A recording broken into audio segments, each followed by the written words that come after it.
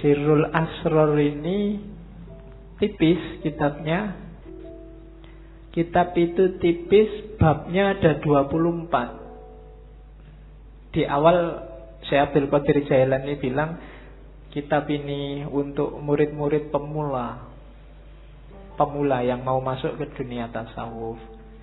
Babnya ada 24. Alasannya kalimat syahadat la ilaha illallah Muhammadur Rasulullah itu hurufnya ada 24. Dan 1 jam sehari juga ada 24 jam. Jadi saya akan nulis 24 bab dalam kitab yang nanti diberi judul Sirrul Asror. Ya malam ini kita cuplik beberapa, tidak semua ya. Kalau semuanya nggak mungkin. Saya ambil beberapa sesuai tema kita tentang ibadah.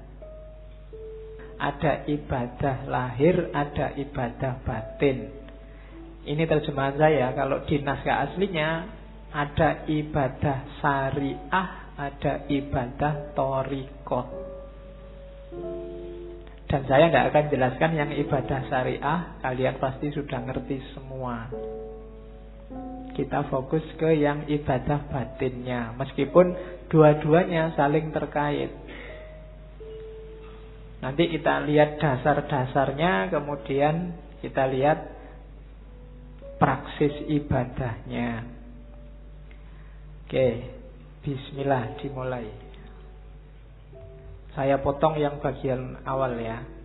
Tidak apa-apa, sekali-sekali pakai bahasa Arab biar kayak ngaji beneran. Jadi itu kalimat di bab awal, pembukaan. Sebenarnya sebelum itu ada beberapa uraian tentang cahaya, bahwa segalanya memang awalnya adalah cahaya. Nanti ada penjelasan tentang Nur Muhammad, kedudukan ilmu dan lain sebagainya. Cuma saya loncati biar tidak terlalu panjang dan kelihatannya di beberapa bagian perlu penjelasan khusus. Kalau sambil lalu agak susah, maka saya potong di level jamaah ngaji kita. Kan levelnya masih pemula semua. Jadi kita ambil yang bagian-bagian awal dulu untuk pemula. Itu kalimat awal. Fal ilmul munazzalu alaina ilmani. Ilmu yang diturunkan oleh Allah pada kita itu ada 2 jenis ilmu, 2 jenis pengetahuan. Zahirun wa batinun. Ada ilmu lahir, ada ilmu batin. Yakni asyariah wal ma'rifah. Yang lahir namanya syariat, yang batin namanya ma'rifat. Fa'amrun bisyari'ati ala zohir, fa'amaro bisyari'ati ala zohirina wabil ma'rifati ala batinina. Maka Allah memerintahkan untuk melaksanakan syariat terhadap lahiriah kita, jasmaniyah kita, wabil ma'rifah ala batinina, dan memerintahkan untuk makrifat pada batin kita. Lian taja min ijtima'ihima ilmul haqiqah, supaya lahir dari persatuan syariat dan makrifat, yaitu ilmul haqiqah, pengetahuan tentang hakikat. Jadi ilmu itu 2, syariat dan makrifat. Ilmu lahir dan ilmu batin. Yang syariah diperintahkan untuk lahir, yang makrifat diperintahkan untuk batin. Dua-duanya harus jalan.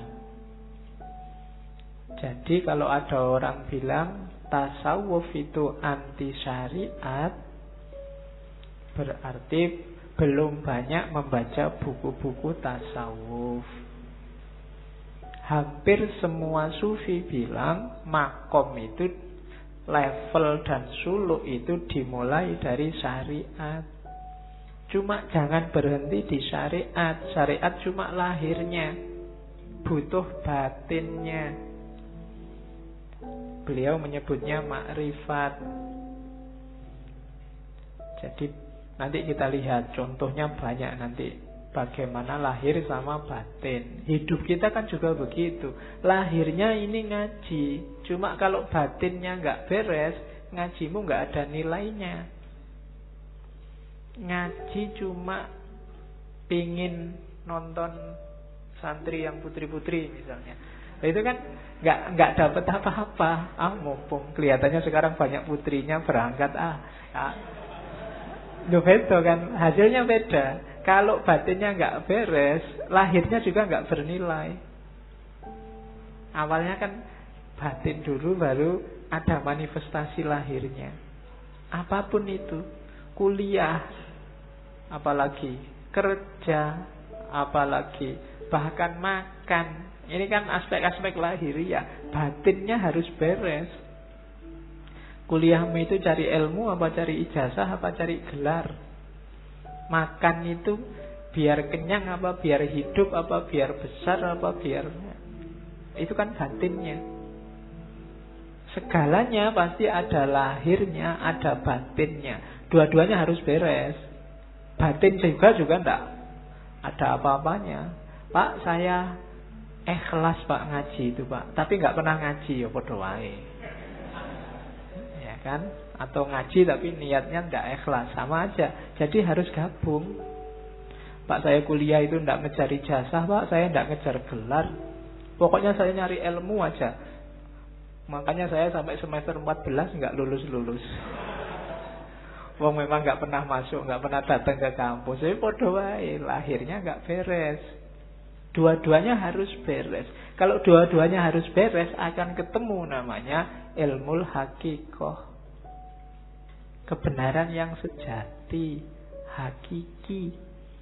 Oh, ini toh hakikatnya. Itu loh.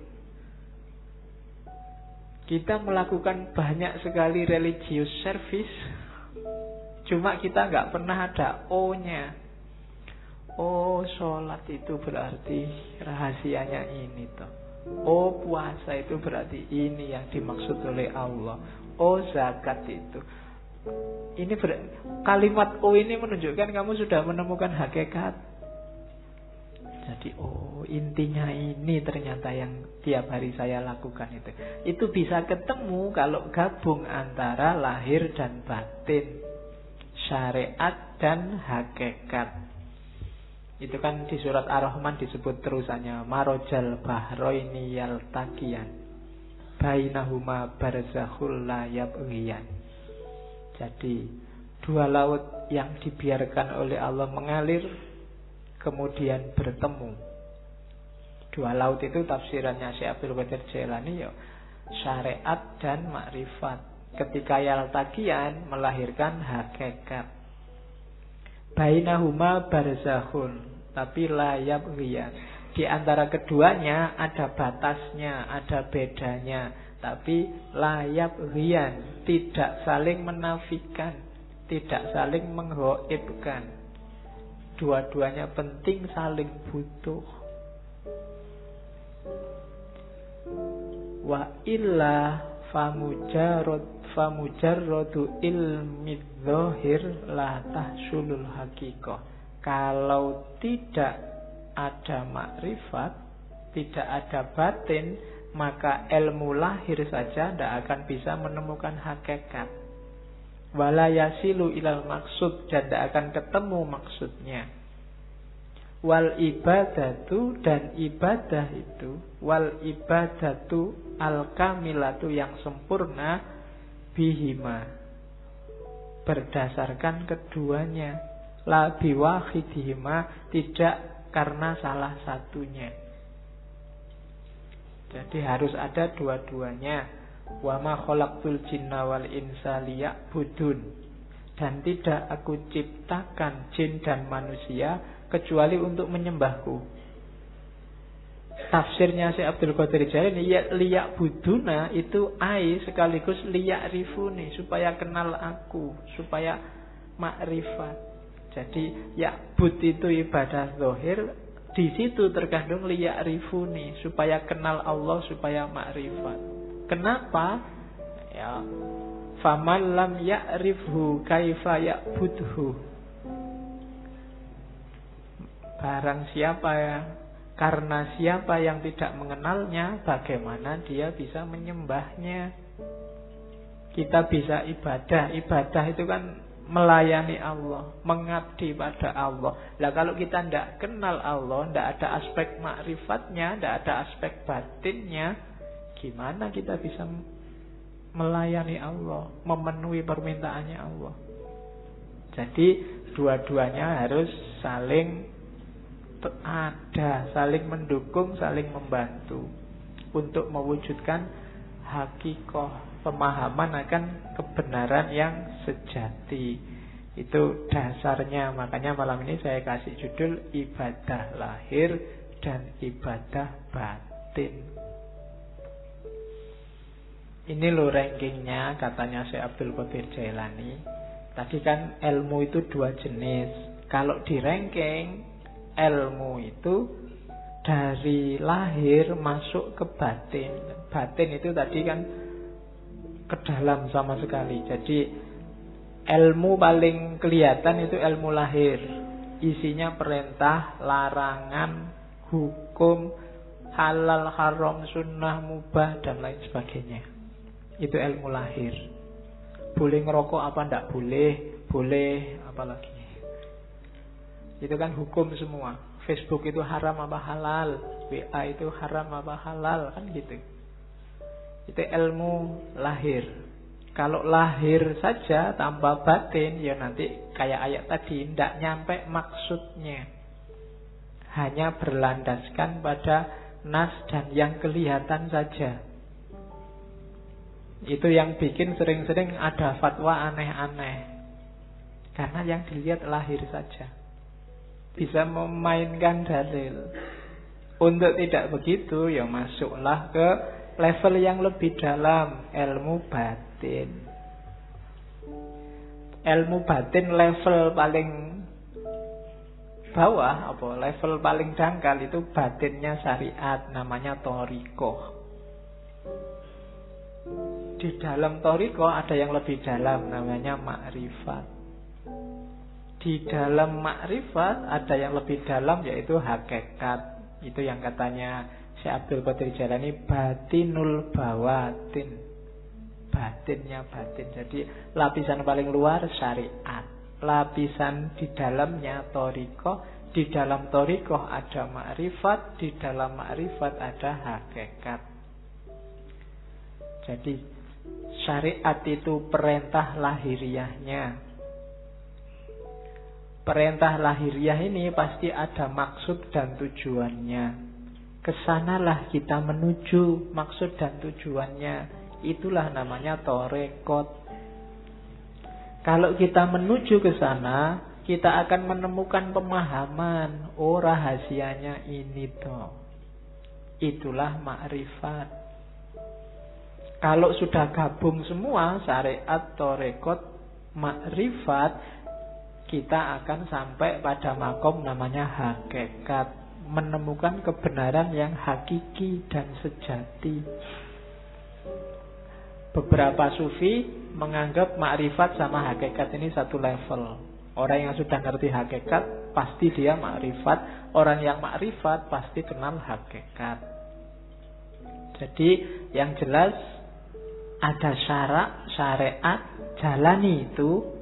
Kemudian kejar rahasianya, maksudnya. Jangan cuma kayak mesin, ya robot yang diprogram A terus jalan A, tapi pahami tujuannya. Gapailah tujuan itu, itulah namanya thariqah. Cara menemukan tujuan dari syariat. Kalau sudah serius menjalani syariat melalui thariqat, orang akan memahami rahasia-rahasianya, itulah makrifat. Dan kalau sudah makrifat berarti dia sudah paham hakikat. kebenaran yang sejati. Itulah ilmu. Ilmu apapun sebenarnya levelnya ke situ, karena semua ilmu muaranya akhirnya harus pada Allah. Harus pada hakikat. Yang belajar fisika, matematika, biologi dan seterusnya harusnya membawa kepada Tuhan. Jadi ada level lahiriah ilmunya syariat, terus thariqahnya. Jadi ilmu ini yang bisa membawa ke Allah pakai jalan apa? Itu namanya thariqah. Kalau sudah menjalani itu akan memahami rahasianya sampai di namanya ma'rifat. Kalau sudah sampai ma'rifat, insya Allah disitulah ketemu hakikat. Jadi syariat, thariqah, ma'rifah, hakikat. Di bawah itu ada hadis yang dikutip oleh Syekh Abdul Qadir Jailani, asy-syari'atu sajaratun. Syariah itu pohon. Wa thariqatu ahsanuha, dan thariqat itu dahannya. Wal ma'rifatu auraquha, makrifat itu daun-daunnya. Wal haqiqatu asmaruha, hakikat itu buahnya. Saya tidak tahu kalau bahasa Indonesia asmara itu jangan-jangan menyerap dari bahasa Arab. Asmar itu buahnya banyak. Jadi asmara itu berarti buahnya banyak. Oke. Wal Qur'anu jami'un ya bijami'iha, dan semua itu tentang syariat, thariqat, ma'rifat, hakikat itu dikompilasi oleh Allah dalam Al-Qur'an. Bijami'iha, kita bisa menemukannya gimana? Bidalalah wal isyarah. Kalau bidalalah namanya tafsir, kalau wal isyarah namanya takwil. Ada yang bisa langsung dipahami, dijadikan dalil, namanya tafsir. Ada yang sifatnya isyarat, harus pakai takwil dulu, baru ketemu rahasianya. Jadi ada ilmu lahir, ada ilmu batin, kemudian ada level dan rankingnya ilmu. Diawali syariat, terus thariqat, terus makrifat, terus hakikat. Oke. Sekarang kita lihat permis-permisnya. Berarti apa? Berarti ibadah itu dari syariat menuju hakikat. Berarti tugas kita di dunia itu yang pertama belajar tentang syariat, kemudian menjalani syariat, kemudian belajar tentang hakikat dan memahami hakikat, kemudian menjalankan hakikat lewat thariqah tadi. Jadi dari syariat menuju hakikat. Jangan khawatir kalau ada yang ngomong sufi tidak sholat, sufi tidak puasa, itu hoax kalau hari ini. Ya, itu hoax. Oke. Itu saya potong beberapa kalimat yang bagus. Perbuatan yang baik mestilah dilakukan dengan cara yang benar. Kalimat ini bisa dipakai karena sekarang banyak orang yang melakukan perbuatan baik dengan cara yang tidak baik. Mengingatkan tapi menyakiti. Nah, itu melakukan perbuatan baik. Mengingatkan kan baik, tapi dengan cara yang tidak baik. Ngasih sedekah tapi pakai caci maki, nah, itu juga perbuatan baik. Ngasih sedekah, jalannya bukan caci maki. Ngasih tahu tapi bentak-bentak, nah, itu banyak. Kita sering melakukan perbuatan baik tapi jalannya tidak baik. Ada juga yang kedua, berhati-hatilah dalam beramal agar amalan itu bukan untuk dipertontonkan atau diperdengarkan pada orang lain. Semua dilakukan karena Allah, hanya nyari ridhonya. Banyak sekarang orang yang pamer. Dan alhamdulillah media massa hari ini, medsos hari ini tuh mendukung kita untuk pamer. Ya kan? Ngapain dikit aja diposting, difoto. Baru nraktir temen nih, difoto Ces. Terus semua ngasih jempol. Ya enggak tahu sih, mungkin mamerkan itu ya motifnya juga mungkin bukan pamer, tapi ya wujudnya pamer itu.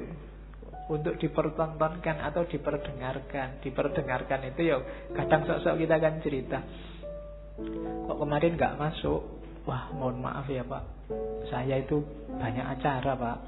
Hari kemarin itu saya diundang ke sana. Kemarin ya, itu memperdengarkan, mempertontonkan atau memperdengarkan bahwa kamu orang baik, bahwa kamu orang hebat, bahwa kamu melakukan hal-hal yang terpuji dan seterusnya. Hati-hati katanya Syekh Abdul Qadir Jailani, nilai amalmu bisa rusak. Jadi hati-hatilah. Ya memang kita wajib melakukan kebaikan, cuma jangan sampai sudah capek-capek berbuat baik tidak ada nilainya, karena ujungnya hanya pamer. Ujungnya hanya ingin dilihat atau didengarkan orang lain. Yo, hati-hati. Tidak akan ketemu hakikat. Syariatnya benar nolong orang, tapi yo karena dipamer-pamerkan, mungkin hasilnya ya cuma dipuji orang. Hakikat amalnya hilang. Jadi berbuat baik itu dari syariat menuju hakikat, kemudian pakai thariqat yang baik, dan motifnya harus ikhlas. Ikhlas itu hendak mempertimbangkan efeknya. Apakah dipuji orang, apakah dicaci orang. Kalau memang baik, dijalani aja. Nah itu rumusnya yang pertama untuk ibadah.